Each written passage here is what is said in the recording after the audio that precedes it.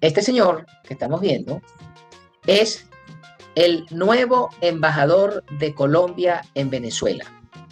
¿Qué es lo interesante? Bueno, el presidente Abelardo de la Espriella está designando al número 2 del grupo Éxito como el embajador de Colombia en Venezuela. Es el empresario Jorge Javier Jaramillo. Este señor tiene algo muy importante, que es que tienen inversiones en Venezuela desde hace mucho tiempo. Hay que recordar que el grupo Éxito fueron los que terminaron comprando lo que eran los automercados CADA, hasta que le dio una puntada de recto al infeliz del Sambo de Sabaneta y les confiscó todo y lo dejó en la calle.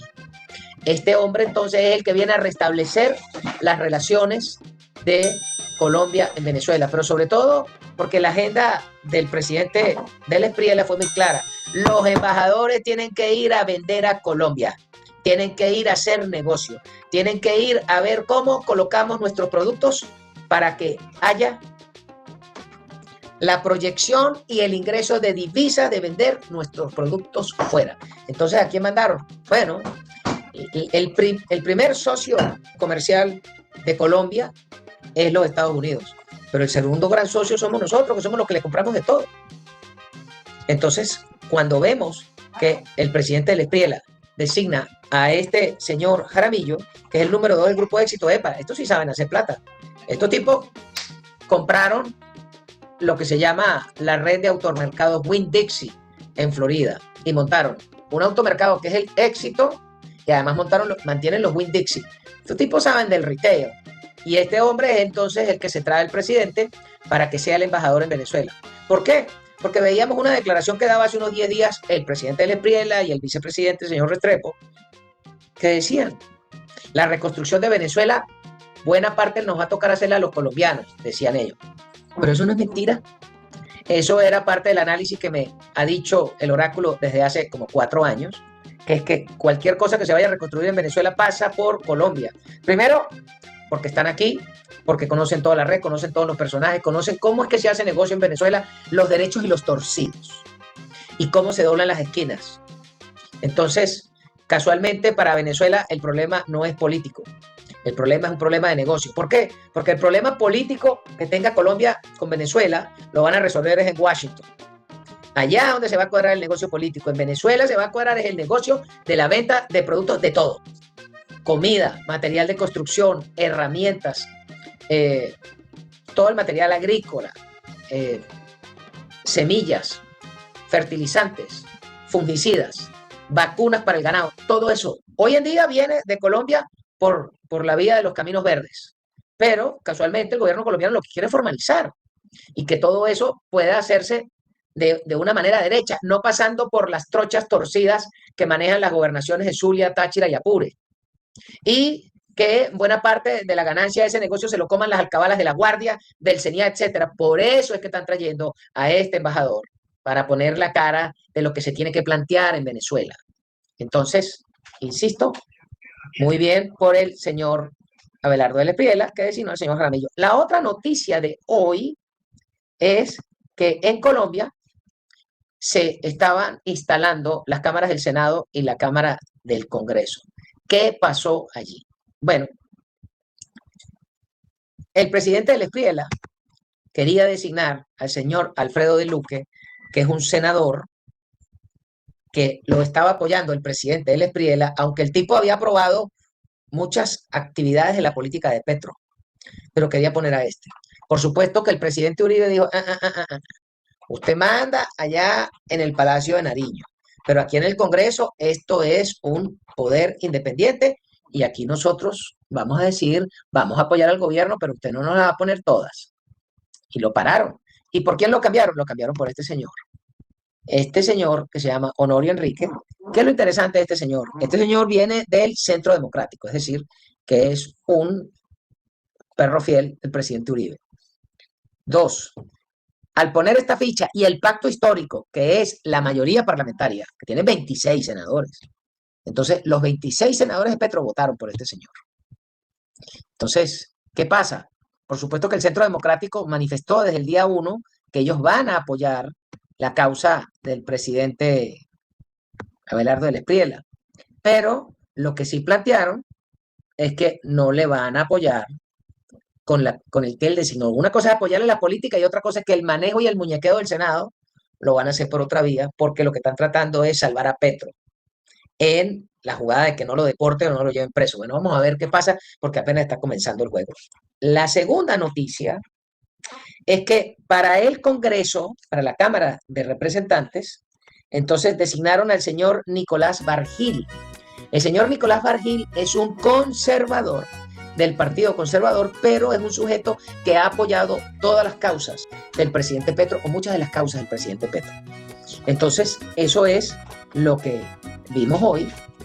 Ya hay Congreso para arrancar el periodo electoral, el periodo de gobierno del presidente Abelardo, que comienza el 7 de agosto, pero ya hay Cámara de Congreso y Senado montado. De aquí a ese momento ya estarán montadas las comisiones, ya se habrán repartido el juego y arranca esa nueva gestión de las Cortes.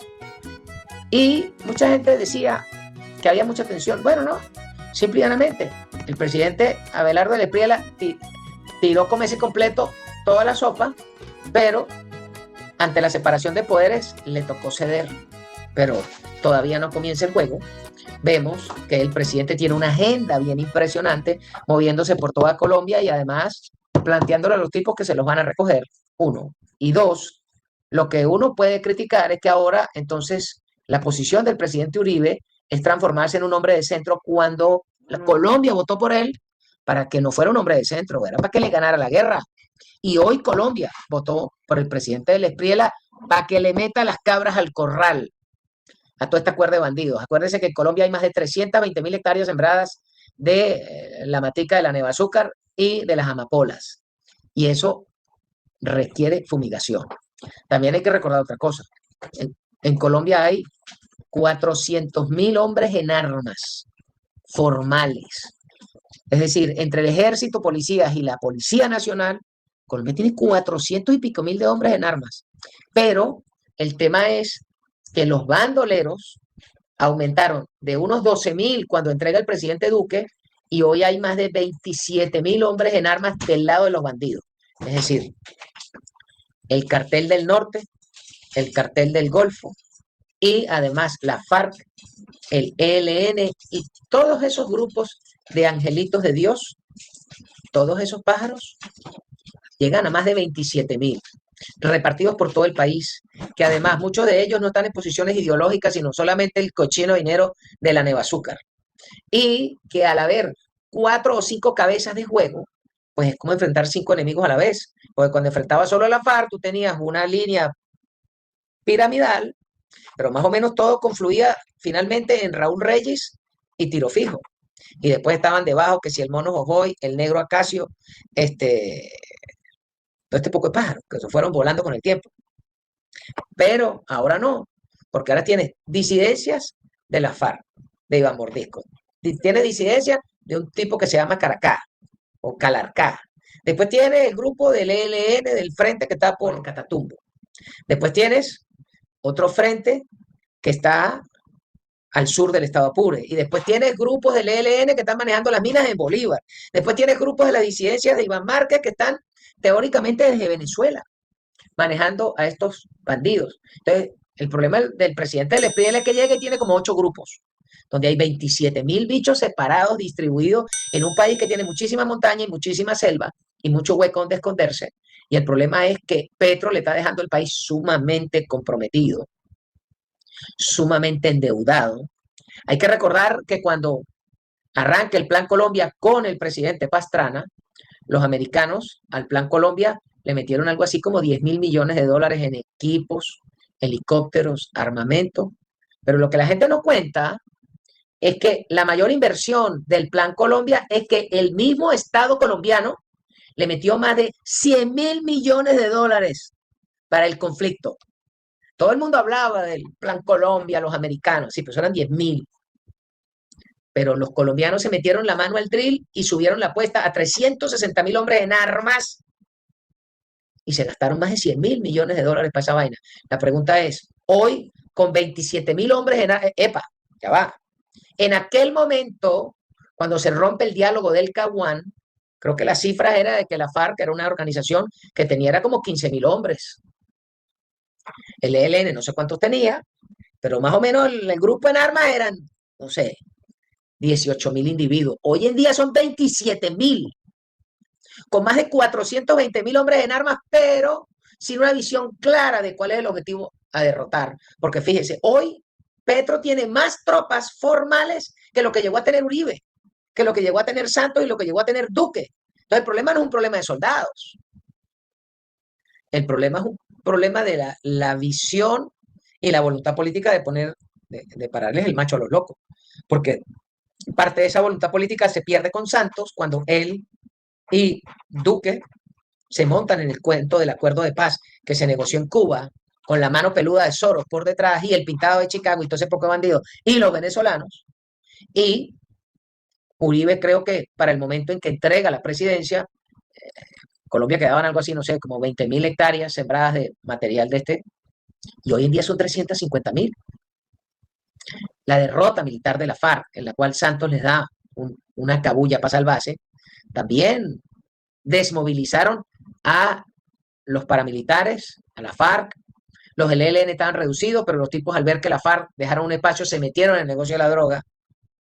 Después aparecieron las disidencias de la FARC y todo este relajo al día de hoy. Entonces el presidente del ESPRI arranca el juego con 27.000 combatientes. Epa, 27.000 combatientes es el equivalente como a 4 divisiones de tropas modernas. Porque un cuerpo de ejército, que era lo que tenía Patton, que era el tercer ejército de Patton tenía 200.000 hombres. ¿Ok?